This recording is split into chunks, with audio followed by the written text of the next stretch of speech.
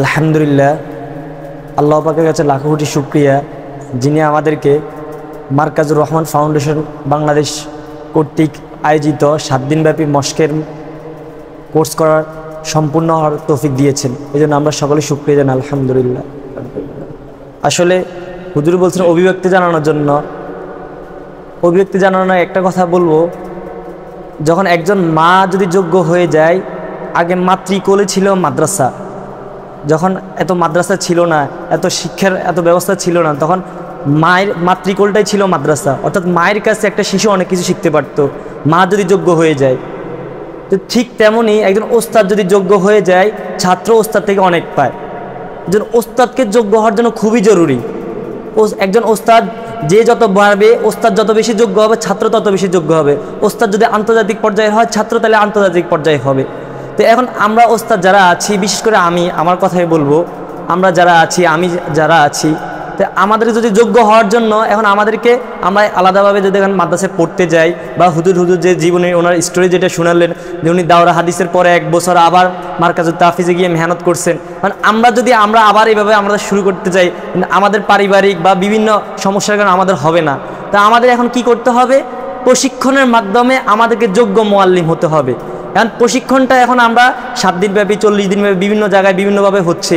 আবার হুজুর কালকে গতকাল রাত্রে আমাদেরকে একটা সুন্দর একটা চিন্তা শোনালেন, যে হুজুর নিজেকে মেহনত করে আমি মজা পাইতেছি না, কারণ আপনাদেরকে একটা পর্যায়ে গিয়ে আমি নিতে পারতেছি না, কিছুদিন পরে ছেড়ে দিতে হয়। মেহনতের একটা পর্যায়ে নিয়ে বলে একটা ফল আসবে।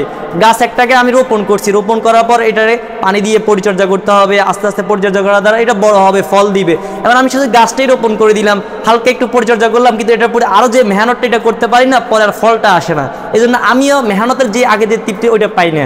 তো গতকাল রাত্রে হুজুর একটা প্রস্তাব দিল, যে এখন যারা আমরা একটা প্রশিক্ষণ করছি সিফাত তাজবিদ, যাদের শিক্ষা হয়ে গেল, আগামী কোর্সে তারা যেন পরবর্তী ব্যাচ, পরবর্তী ধাপ যেটা, ওইটা গেলে আপনারা সামনে আপনাদের অগ্রগতি হবে। এরপরে পরবর্তী ব্যাচ, এইভাবে যদি 4, 5টা 6টা যদি প্রশিক্ষণ যদি দিতে পারেন, তাহলে আপনারা যোগ্য হয়ে যাবেন। তো আমার কথাটা খুব ভালো লাগছে। দোয়া করি আল্লাহ তাআলা আমাকে আপনাদেরকে সবাইকে সুযোগ করে, সময় করে, যে কোরআনের যে হুজুর যেটা বলতো, কোরআনের যে মোজেজা, এটা আমরা সবাই পাবো ইনশাআল্লাহ।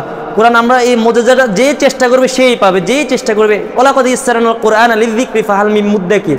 এনা যারা আরবিতে ফাহাল, হালের সাথে মিন কেন আসে বলে, অর্থটা এমন হয় যে আছে কি কেউ, তখন অর্থ হয়। যেমন বাড়িওয়ালা বাড়ি একটা সাইনবোর্ড দিয়ে রাখছেন, যে বলছেন যে এখানে বাসা ভাড়া দেওয়া হবে। আল্লাহ তাআলাও ডাকতেছেন, ওয়ালাকাদ ইয়াসসারনাল কোরআন, আমি কোরআনকে সহজ করেছি, ফাহাল মিন মুদ্দাকির, আছো কি কেউ এটাকে উপদেশ গ্রহণের জন্য, কোরআনটা শিখে বুঝে পড়ে উপদেশ গ্রহণের জন্য। তা আল্লাহ তাআলা যেন আমাদেরকে এই কোরআনটা সহি করে তাজবিদ অনুযায়ী বুঝে কোরআনের মোজেজা, কোরআনের প্রকৃত মোজেজা আল্লাহ তাআলা আমাদেরকে উপকৃত হওয়ার তৌফিক দান করুক। আর এই প্রশিক্ষণ বলবো যে, এই প্রশিক্ষণে বিশেষ করে আমি একজন গায়রে হাফেজ। আলহামদুলিল্লাহ আমার পড়াশোনা জেনারেল লাইনে আর কি, আমি ঢাকা পলিটেকনিক সিভিল ইঞ্জিনিয়ার পড়ছি। এরপরে আলহামদুলিল্লাহ আমার মুরব্বী আছে, মুরব্বীর সোহবতে থেকে এরপরে মাদ্রাসা লাইনে এখন পড়াশোনা করতেছি সরবেকে।